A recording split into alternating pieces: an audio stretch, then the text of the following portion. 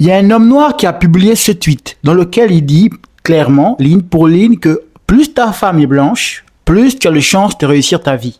D'après ce que lui a dit son grand frère, bien sûr. Hein. Autrement dit, plus la femme que tu as est claire, plus tes chances de réussite socialement sont élevées. Et il y a son confrère, homme noir, bien sûr, homme noir et fier de l'être, qui a publié dans mon live, un live rempli exclusivement de femmes noires, dans lequel on parlait de problèmes qui concernent uniquement la femme noire, comme l'excision et le mariage des enfants. Cet homme noir-là, homme noir fier de l'être, publie et dit « La femme blanche, mon combat, la maghrébine est très intelligente. » Oui, la maghrébine est hyper intelligente, ça c'est sûr et certain.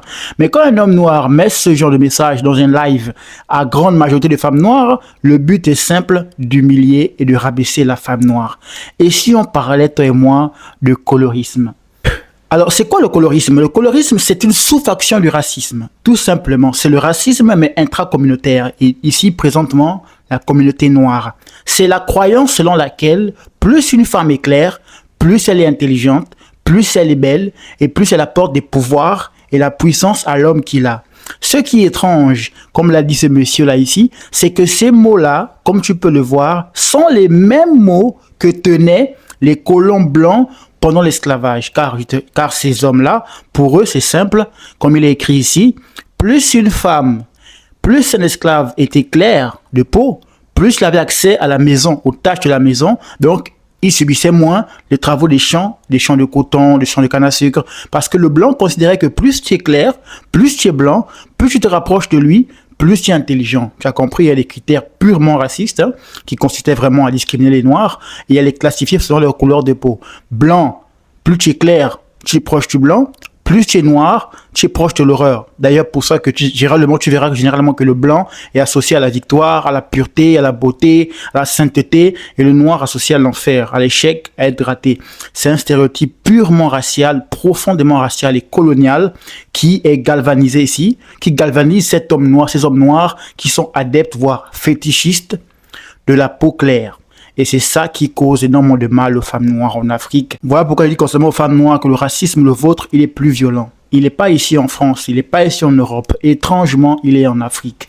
Il faut comprendre une chose, femmes noires. Le colorisme enraye profondément la machine de décolonisation. Tout comme le patriarcat africain, ces deux mots, à eux deux, enraye la machine de décolonisation de l'Afrique. Parce que c'est littéralement des croyances purement occidentales, purement européenne, purement esclavagiste. Le colorisme, tout comme le patriarcat, est une maladie mentale.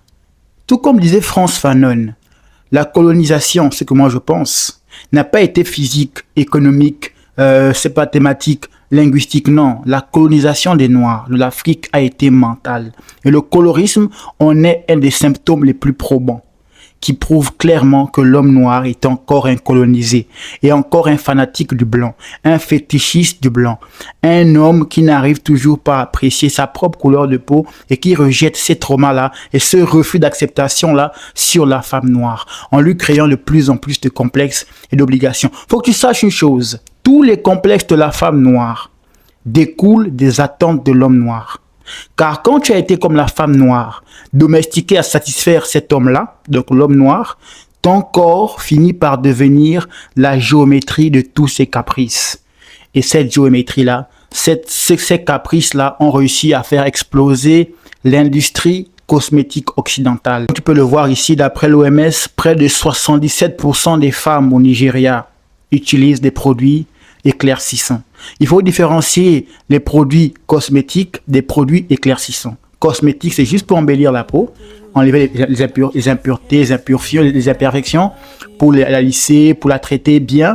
Mais les produits éclaircissants pénètrent la peau pour aller changer littéralement le métabolisme de la femme noire. Et tout ceci crée énormément de maladies. Comme tu peux le voir ici, cet homme, ça c'est le cas des hommes par exemple. On a une forme de calcination de la peau. Hein, et ça chez les femmes, c'est pareil également. Qui apparaissent des boutons, des brûlures, des pus. La peau se désagrège énormément et très rapidement. Et on assiste à une forme de déflagration épidermique. Totalement. Tout ceci à cause de qui? L'homme noir. Qui n'arrive toujours pas à aimer la femme noire telle qu'elle est. Telle qu'elle a toujours été, une femme noire. Une femme incroyable. Car pour l'homme noir, tout ce qui est noir et trop foncé, en termes de femme est associée à l'échec. Mais j'ai un truc pour toi, une question pour toi. Sais-tu quelle est la personne qui a permis à l'Éthiopie de rester un pays non colonisé? C'est une femme noire, Taïtou Betoul. C'est cette femme noire-là qui a repoussé à elle seule les invasions occidentales et qui a permis à l'Éthiopie de ne jamais être colonisée. Donc retiens bien femme noire, qu'il y a des femmes noires qui ont accompli plus d'exploits que les femmes blanches, comme sauver tout un pays africain de la colonisation occidentale à un moment où c'était à son paroxysme. Comme je disais, l'homme noir est omnibulé, obsédé par la peau blanche. Ce n'est pas en grande partie sa faute. On va dire que de genèse, ce n'est pas sa faute, mais que actuellement c'est le cas. Car même s'il était hypnotisé et domestiqué à vénérer le blanc, il n'en tient qu'à lui, actuellement, avec les armes et les libertés qu'il a, les droits qu'il a, de rétablir les choses, donc de redonner à la femme noire la couronne qu'elle mérite, la couronne que l'histoire lui a usurpée, lui a arrachée, lui a volée et lui a soustrait. Et l'homme noir ne fera jamais ça, parce que l'homme noir se plaît en la position du maître. La position du maître plaît à l'homme noir. Il reproduit les mêmes schémas de manipulation et de contrôle des corps des noirs, des femmes noires, ici présentement, avec l'humiliation, le rabaissement, le refus de connaissance, le refus de travail, le refus d'indépendance, tout ça pour la garder sous contrôle. Et à quoi sert ce genre de message? Femme blanche, mon combat. Le but est d'humilier la femme noire pour la conserver dans un schéma de faible estime d'elle-même où elle sera toujours l'amortisseur ou le canot de sauvetage ou le parachute des hommes noirs qui n'auront pas réussi à conquérir les femmes blanches. Ils pourront toujours compter sur ces femmes noires-là et les avoir. Comme cet homme noir ici que j'ai tracé ici, vous verrez, cet homme noir, purement noir, qui est divorcé, qui a 3 enfants et qui cherche une maghrébine douce et loyale. Pourquoi? Tout simplement parce que pour le monsieur, la femme noire, c'est l'échec. Encore plus noir, c'est être raté. Le colorisme est un vestige profond et littéralement mental de l'esclavage, tout simplement. Donc toi, femme noire, le jour où tu verras encore un homme noir sortir ce genre de phrase, sache une chose, que là, tu as en face de toi une victime. Une victime qui s'ignore, un malade qui s'ignore, un psychopathe qui s'ignore, qui souffre de ses propres complexes et qui les rejette sur toi. Avant de te sentir blessé, aie plutôt pitié de lui. Parce que cet homme noir-là, tout simplement, n'arrive pas à s'aimer.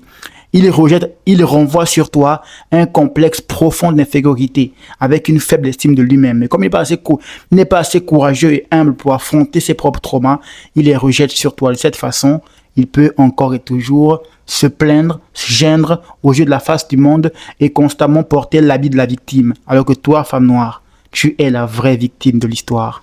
Si tu as aimé Femme Noire, abonne-toi, like, partage, envoie ça à une femme noire à qui on a constamment sorti cette insulte humiliante là du colorisme, de la couleur de peau. Envoie ça aux femmes noires, à une sœur, une amie, une tante qui n'arrive pas à croire en elle.